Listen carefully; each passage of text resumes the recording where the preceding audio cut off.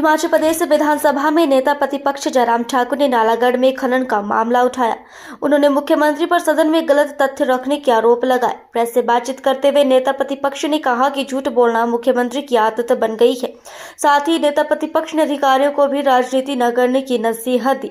नेता प्रतिपक्ष जयराम ठाकुर ने कहा कि हिमाचल प्रदेश में मुख्यमंत्री की विश्वसनीयता पर प्रश्न चिन्ह है।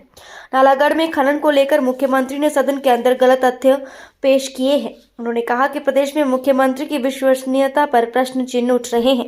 नालागढ़ में 600 बीघा जमीन तो कांग्रेस विधायक की पत्नी के नाम है। साथ ही जयराम ठाकुर ने अधिकारियों को भी राजनीति न करने की सलाह दी है।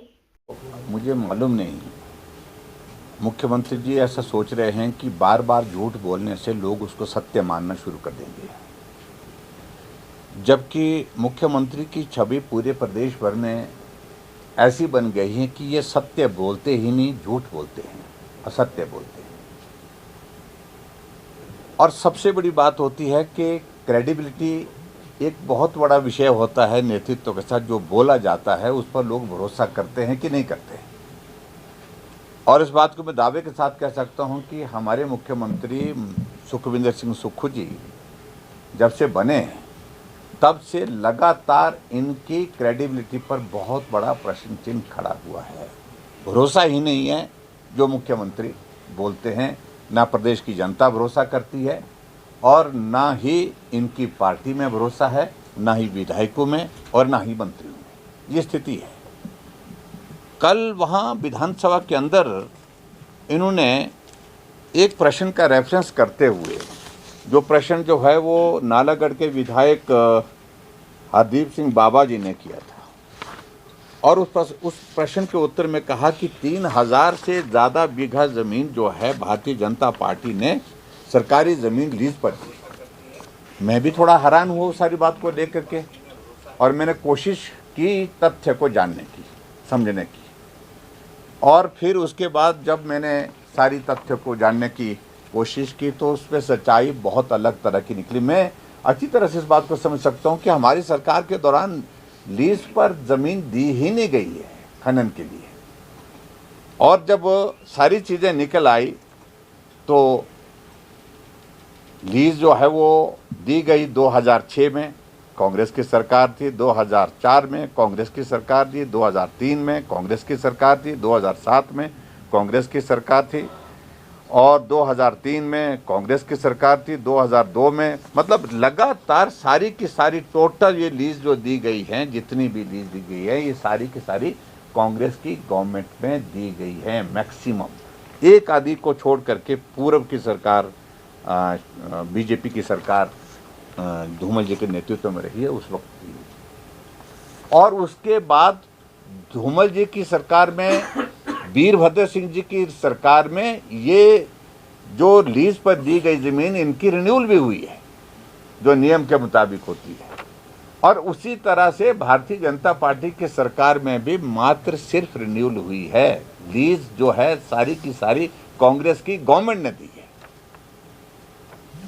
जब ये तथ्य सामने आए तो मैंने समझा उचित रहेगा कि हम विधानसभा के अंदर जो मुख्यमंत्री ने कल जो एक पिक्चर पेंट करने की कोशिश की कि भारतीय जनता पार्टी की सरकार के दौरान जो ज़मीन लीज पर दी गई है, ये बहुत बड़ी जो है वो एक हिमाचल प्रदेश की ज़मीन को जो है एक तरह का नीलाम कर दिया। इस तरह के शब्द का इस्तेमाल किया उन्होंने कि भाई लीज पर दी, हिमाचल बेच दिया। ऐसे शब्दों का इस्तेमाल करने का उनको बड़ा शौक चढ़ा उसमें। जब हकीकत आज सामने आई तो मैंने आज विधानसभा के अंदर उस रिकॉर्ड को स्टेट किया है। ये सच्चाई है जो मैं बता रहा हूँ। और उसके बाद मैं बोलना नहीं चाह रहा था कि 2024 में इनकी सरकार बनने के पश्चात जो सदन के अंदर है, एक विधायक महोदय जी, उनकी पत्नी के नाम पर भी लीज है। वो 600 बीघा एक ही लीज है, वो सिर्फ नालागढ़ की बता रहा हूँ मैं, नालागढ़ की। इसके अलावा 5-6 जगह लीजेज उनके नाम पर और है। मैं उन सारी चीज़ों को लेकर के ज़्यादा नहीं कहना चाहता हूँ, लेकिन सच्चाई ये है कि पूरे राजनीतिक संरक्षण में नालागढ़ बद्दी से लगभग 1000 के लगभग हाईवे जो होता है, हाईवे जिसको बोलते हैं, जो बड़ा एक टाला होता है, वो हिमाचल से खनन करके बजरी रेता पंजाब में पहुंचा रहे हैं। उस पर कार्रवाई करने का क्या क्या आपके पास तरीका है? और वो पॉलिटिकल संरक्षण में हो रही है, नालागढ़ में भी और बद्दी में भी। और संरक्षण कौन दे रहे हैं? दोनों जगह आप ही हैं, आपकी ही सरकार के नेता हैं। इस सारी चीज़ को लेकर के मैं खुलेआम कह रहा हूँ। इसलिए मेहरबानी करके मुख्यमंत्री जी इस बात को सोचें कि कहने से पहले तथ्य को जानना चाहिए, समझना चाहिए।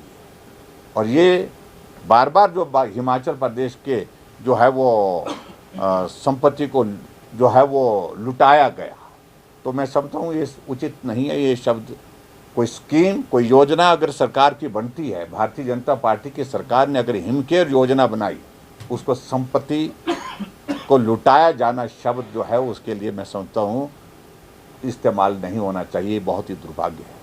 अगर हमने सारा योजना हमने शुरू की, उसमें अगर संपत्ति को लुटाया शब्द का इस्तेमाल किया जाए गरीब आदमी के इलाज के लिए, गरीब आदमी की मदद के लिए, अगर हिमाचल प्रदेश में हमने 60 साल से ऊपर बुजुर्गों के लिए पेंशन का प्रावधान किया, उसको संपत्ति लुटाने का शब्द कहना, ये मैं समझता हूँ कि बहुत दुर्भाग्यपूर्ण है।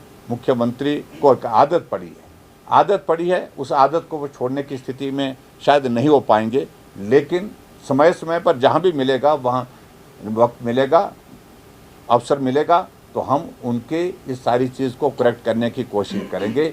और इसलिए मैं आप सबके बीच में ये ज़रूर कहना चाहता हूँ कि हिमाचल के इतिहास में ये पहला ऐसा दौर देख रहे हैं कि जहाँ खुलेआम झूठ बोला जा रहा है।